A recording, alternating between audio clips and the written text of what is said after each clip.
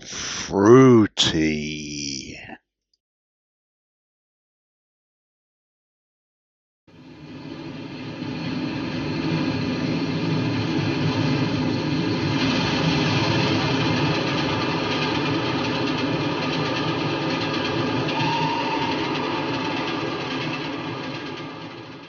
Welcome to Beeching's Ghosts, a series of videos exploring the lost railways of Leicestershire and Rutland. The first canals appeared in the 8th century BC in China and had reached Britain by the 10th century in the form of the Glastonbury Canal. It was not until 1757 and the lead up to the Industrial Revolution that canal building took off, and Britain became the first country in the world to have an extensive canal network. Stamford had a canal in 1670. Leicestershire was not canalised until the River Soar became navigable to Loughborough in 1778 from the River Trent. Subsequently, the Erewash connecting the huge coalfields of Yorkshire, Derbyshire and Nottinghamshire reached the Trent in 1779. There are several different sources on the dates of the subsequent canal openings.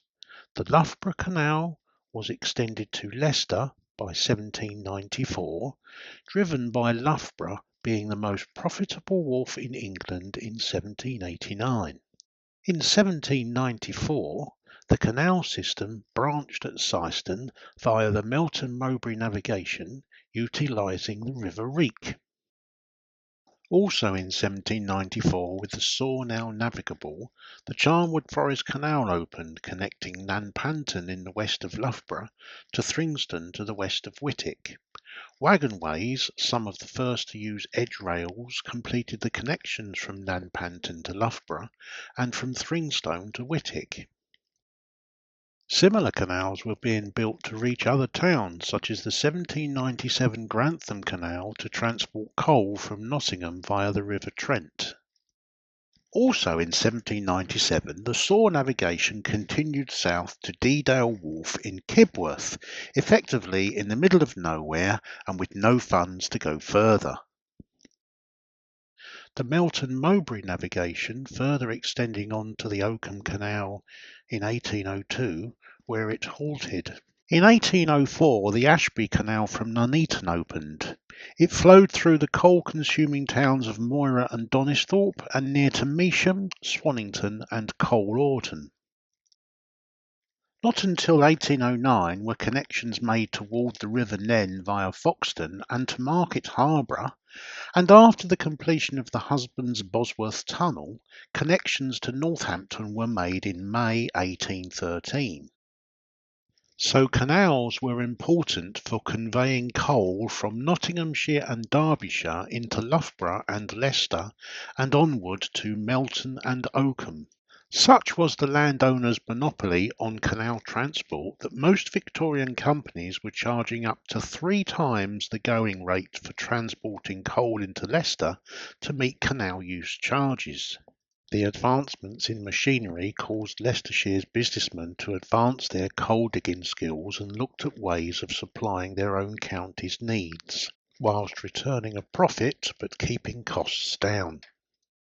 That Nottingham and Derby had easy access to the network from their coalfields via the Erewash Canal since 1779 created business benefits that Leicestershire's coal miners were not partial to. The areas around Donisthorpe, Measham, Swannington and Coal Orton had yielded large coal reserves but could not transport it to Leicester fast enough or efficient enough, relying upon pack animals along the 30-mile circuit and climbs of up to 600 feet. Coal from Nottingham was the cheapest option for Leicester and was delivered straight into the heart of the town. The short-lived Charnwood Forest Canal, which was partially on wagonways of steep inclines, suffered catastrophic failure in 1799. The Black Brook Reservoir Dam burst and the entire volume of water was lost in 11 minutes, destroying crops and killing livestock and causing a deluge on nearby Shepshed and Loughborough. The dam and canal were repaired but were no longer financially viable. Mine owner William Stenson, who had sunk a deep mine in Long Lane, naming it Whittick after the village to the north in the 1820s, looked at alternative engineering solutions to getting his coal delivered. After discussing with his partners Samuel Smith Harris and John Whetstone, they teamed up with local landowner and businessman John Ellis and his son. Stenson had recently visited the Stockton and Darlington Railway and returned with them, seeking conference with George Stephenson, who was then building the Liverpool and Manchester Railway. On the 12th of February 1829, Stephenson, upon accepting the challenge, attended the railway's first meeting at the Bell Hotel in Leicester with Ellis and Stenson and sold over 1,100 shares of the Leicester and Swannington Railway at £50 each to keen local bankers, hosiery manufacturers and merchants. A third of the shares were bought by Stephenson's associates in Liverpool to make the complete amount, and then the bill was presented in Parliament in April 1830, gaining royal assent on the 29th of May. Authority was given for a spend of £90,000 with further borrowing of £20,000. 66 shareholders met on the 25th of June and appointed the Board of 15 headed by Clement Winstanley. Construction commenced on the 1st of October 1830 from Leicester, where a yard and works would be built, currently occupied by the Rally, a large open space. However, the biggest challenge would be just under 2 miles from the Leicester terminus. The railway needed to pass through a hill and a tunnel of 1,796 yards under the instruction of 29-year-old railway engineer Robert Stephenson, who had been appointed by his father George. Many of the methods involved were new practices, and in some cases contractors did not follow them correctly, seeking a cheaper alternative. These misjudgments led to their own financial disaster, particularly when discovering 500 yards of the tunnel dug through sand, requiring the entire tunnel to be lined in brick. Being the longest tunnel in the world at the time, it also required 14 vent shafts placed approximately every 150 yards, and during the construction, one contractor fell through one to his death, having not understood the construction methodology. The tunnel was built in a rural area, and each one of the shafts is a brick-built chimney in engineering bricks, then poking out in fields. They still exist today as Grade 2 listed structures, many in back gardens, which were built long since the closure of the line. The tunnel was single track and not a consistent width throughout, narrowing to only inches of clearance and one that modern stock would be unable to pass through. There is no written record that the very first train, driven by George Stephenson himself, hit the tunnel ceiling, requiring Comet's chimney to be shortened. Passengers were blackened, and they ran to the river on the other side of the tunnel for an unscheduled wash. This story is probably untrue.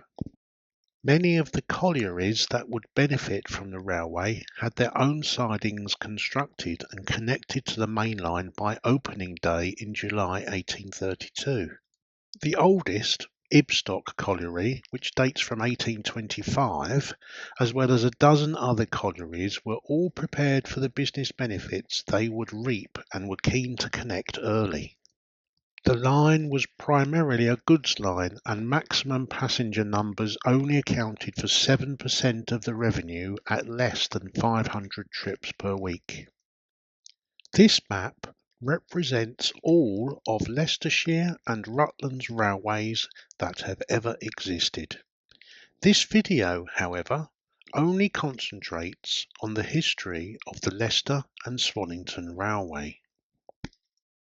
The railway is positioned to the west of the then town of Leicester, sitting on the River Soar and the Grand Union Canal. The 1830 bill outlined the route through the hills of West Leicestershire, navigating as many flat contours as possible. Pre-existing the railway were the collieries at Ibstock, Bagworth, Whittick and Snibston, which were owned by prominent businessmen of the day. They had built their own railways to meet the gradual construction of the line divided by the Bagworth Incline. In 1832, prior to the opening the line, the newly formed quarries at Barden Hill and Gruby also built tracks to meet the main line. The hardest part of the construction and most costly single asset was the mile-long Glenfield Tunnel. Prior's Barn, probably owned by a shareholder, was an asset that featured only on the mileage charts. The lines opened on Tuesday the 17th of July 1832 with non-platform stopping places located at Leicester, Glenfield, Ratby, Desford, Merrylees, Thornton Lane and Bagworth, and beyond the Bagworth Incline to Swannington. In April the following year a station opened at Ashby Road, later Barden Hill. In October the Saw branch into the heart of the town via a lifting bridge was completed, and in November Long Lane, later Colville, opened. Leicester had by then been renamed Leicester West Bridge. A month later, in November 1833, the Swannington Incline began operations, followed by the 1835 Coal-Orton Tramway. The line remained profitable but was bought out by the Midland Railway Company in 1846, which brought a raft of changes, starting with the dropping of Leicester from Wedgebridge's name so not to confuse their own Leicester station on Campbell Street.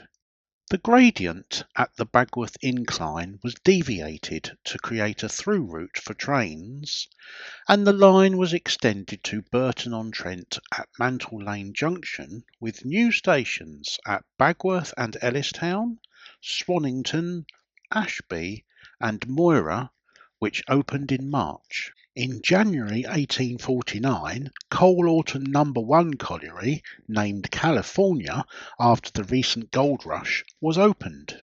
In August 1849, a branch extended from Midland's main line to meet the railway at Desford Junction, including the addition of the short-lived Braunston station, the closure of the old Bagworth station, and a new station 150 yards north of the old Thornton, losing the lane from its name. Calcutta Colliery was opened in 1853 and connected to the tramway, and in 1855 Coal-Orton Colliery No. 2, named Califat, opened.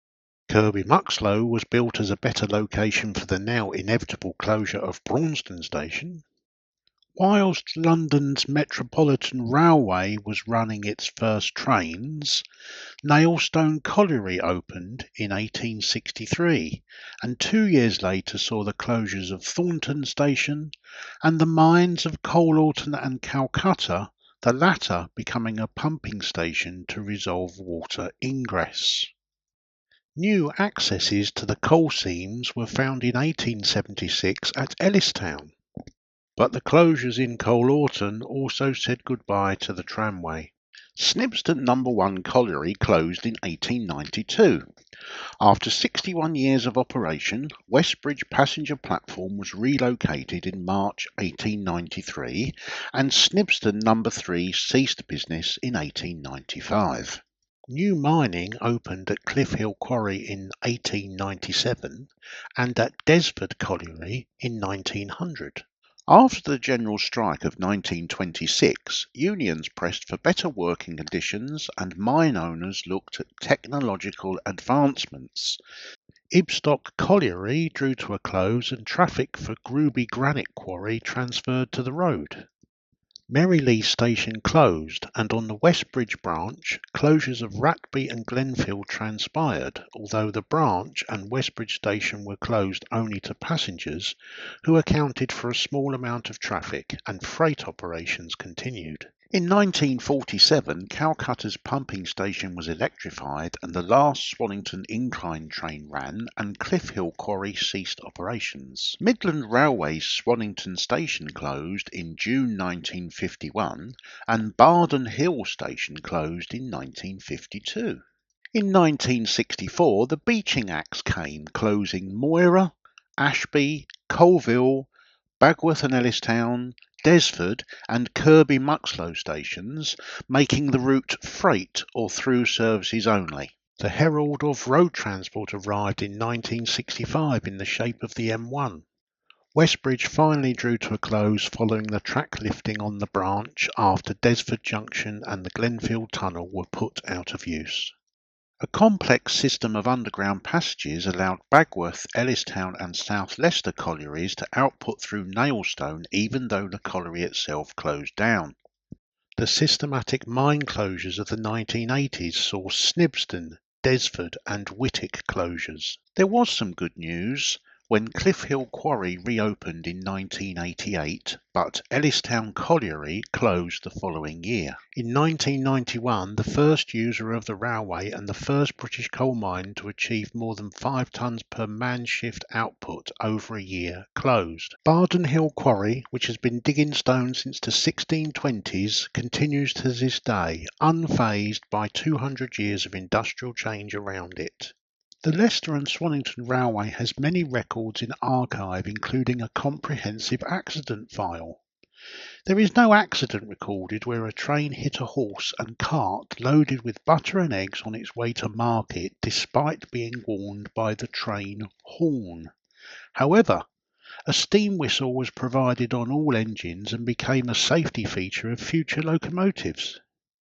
Today, some archaeology remains. The original West Bridge has been replaced and now dates only to 1891.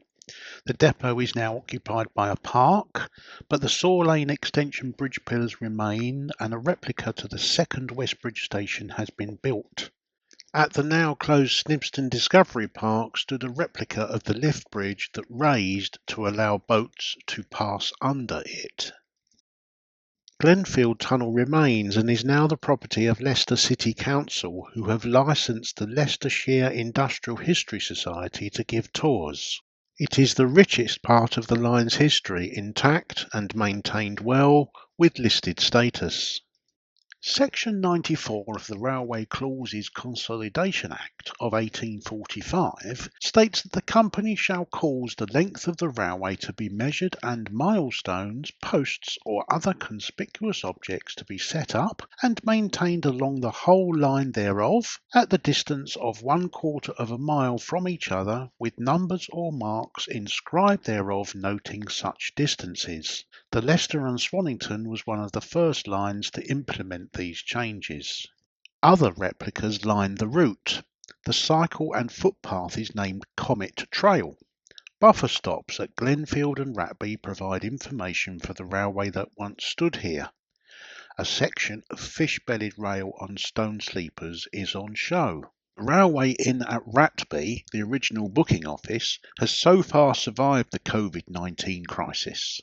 Most of the line is accessible as footpaths today.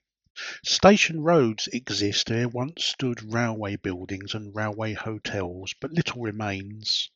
Much of the permanent way is given to foot and cycle paths, but from Desford the railway remains, and the campaign for the reinstatement of the Ivanhoe line seeks to use part of the line for commuter services from Colville to Leicester, reopening stations at Kirby Muxloe, Bagworth, Colville, Ashby de la Zouch and Moira. The Swannington Incline, now a permissive way owned by Swannington Heritage Trust, is where the outline of the engine winding house can be seen, and the Swannington winding engine is now on display in York National Railway Museum. Many thanks for watching. Please like and/or subscribe to further videos of Leicestershire and Rutland's lost railways.